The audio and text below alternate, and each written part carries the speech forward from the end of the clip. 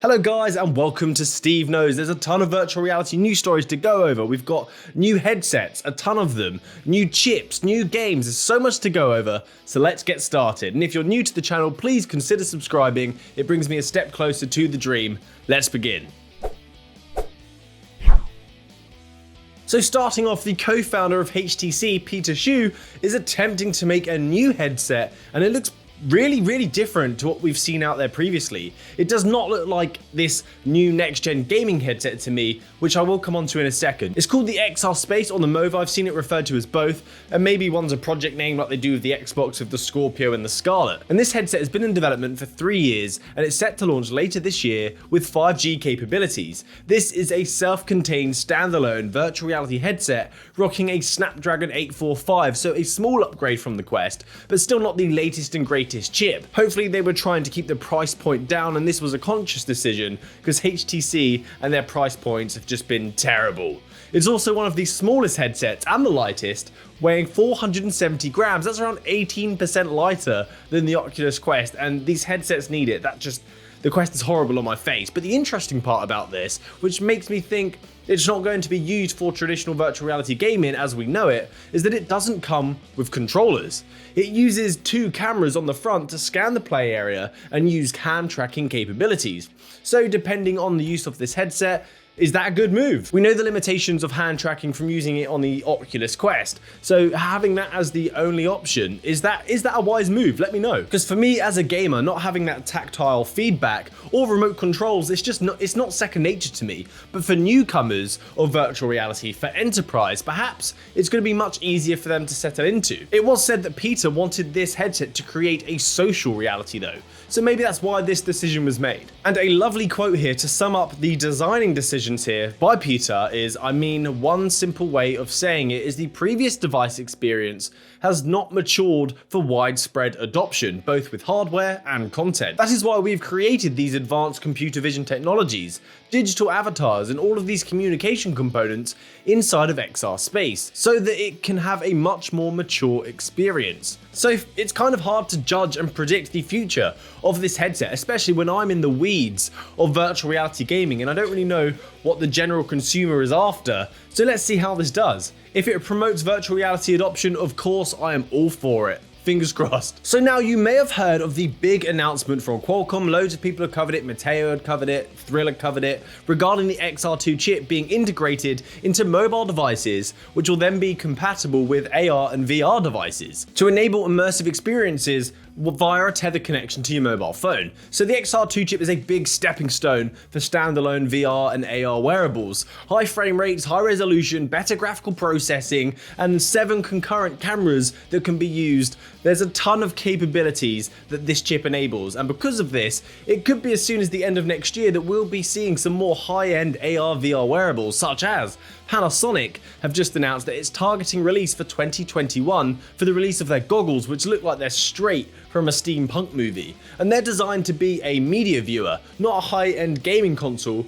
but they're really interesting to me because they are using the micro displays, the high-resolution micro displays, and special lenses that allow them to have the screen and the lenses close together for a small compact pair of goggles that are the size of these spectacles. But these Panasonic ones are only 3 dimensions of freedom, and this is the first iteration, the first generation of this kind of technology, so I don't expect it to blow my mind, but I'm excited to see the potential of this technology when implemented by big tech companies such as Panasonic. This is the beginning of our journey into AR VR tech, and I believe it's gonna happen, maybe not soon, but it will be the norm eventually. So Qualcomm also name dropped a bunch of other wearables that are going to be integrating their XR2 technology into the mobile devices to make use of these AR and VR goggles, such as the 3 glasses, the IQIYR, I don't know how to say it, Nreal, Pico, Shadow, VLAVR, and Oppo. So time will tell, now we just have to wait. Let's take a moment to talk about games, because there is a game recently released on SideQuest, a game that people have wanted for so long, or at least this is a clone of a game that people have wanted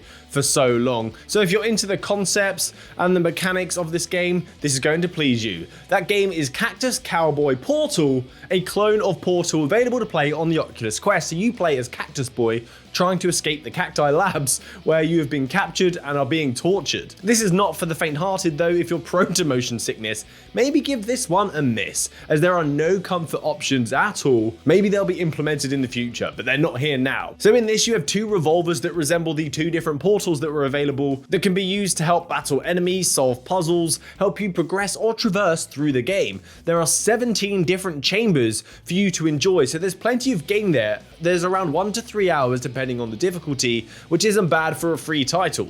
The game has a retro style to it. It's not the polished Portal that you may already know, but as I said, it's got the core unique gameplay mechanics that we fell in love with. So hats off to the creators for all of the level design here, because that's something important in this kind of game. Level design is key, and there's over 17 of them, so thank you. So go to SideQuest, give this a go. It's not going to cost you anything. Enjoy. Oh, and in addition to that, there is a Blade and Sorcery clone where you can battle in an arena. Are you not entertained? You can get the APK from the devs Discord, which BMF did a full video on. I'll link down below for you to check out after this video if you're interested in that title. But speaking of Blade and Sorcery, the game is actually getting a rather nice big update on June the 4th. The developers Warp Frog announced this major update and said it's going to include new maps, new weapons, more armor options in a modular fashion that you're able to swap out, such as cloth, leather or plate, and magical effects and updated textures. With this big announcement, they did add a nice trailer as well, and it is looking good, and it's called the Sorcery Update. You'll see magical effects infused with your weapon, such as putting a bow and arrow back and electrifying it, and other weapons that you can cast magical spells with, combine them to make them even more powerful. And they've also added some badass slow motion, and this is all based in a new map called the Citadel. The ragdoll effects in this game are just so good. If you've heard of this game and you haven't tried it out yet, maybe it's time to get on board with this update and try it. Maybe you're a quester and you've got access to PC VR, or you're a newcomer to virtual reality. This is a great game loved by the community, and there is an insane amount of customizations and mods that you can add to it. And for $20 or $15.99, you can't go wrong. More free content updates now, and I do love these updates. The last update from Pistol Whip is coming here on June the 4th. June the 4th is obviously going to be a big day. So Cloudhead Games had been releasing monthly content for a while now, I think for the past 5 months, to make up for the lack of releases on the actual launch day of the original game. I think it started off with 10 tracks and we've now got 15. We've got a good album's worth of songs, and I think the updates have brought some of the better songs to the game as well. That's just my thoughts. I prefer them. So the new track is going to be the longest one yet. They're going out with a bang with a whopping 5.5 minutes long tune. And if you've played Pistol Whip, you know that 5.5 minutes in hard mode is an intense workout, and that's really going to put you through your paces. That's going to be tough to maintain. Beautifully though, the track is named Baba Yaga, the Boogeyman, just like in John Wick. The song is Religion from Black Tiger Sex Machine, and a teaser was released on Twitter, a nice 22-second clip showing the intense music and level design, but it was a teaser. It was a very small clip indeed. We didn't get much from it. By the way, if you own PlayStation VR, the Beat Saber update has been delayed due to technical issues. This has only been delayed on the PlayStation VR platform, Oculus, Rift, Valve, they've all got it. But it is being worked on and it will be with you shortly. So I'm really sorry that you guys had to wait while everyone else got to try it, because it's a pretty big update. There's a ton of tracks there for us to enjoy. So that's it from me today, guys. Thanks for watching to the end of the video and getting caught up on the latest and greatest virtual reality news. Please stick around for next time, as I have an incredible setup for you to enjoy PC VR on your Oculus Quest wirelessly the best way possible. I've not seen anyone else do this setup that I'm going to show you, and I can't wait to share it with you. So please subscribe and stick around for next time. Thank you to my patrons, you absolute legends. Happy gaming, guys. Good day.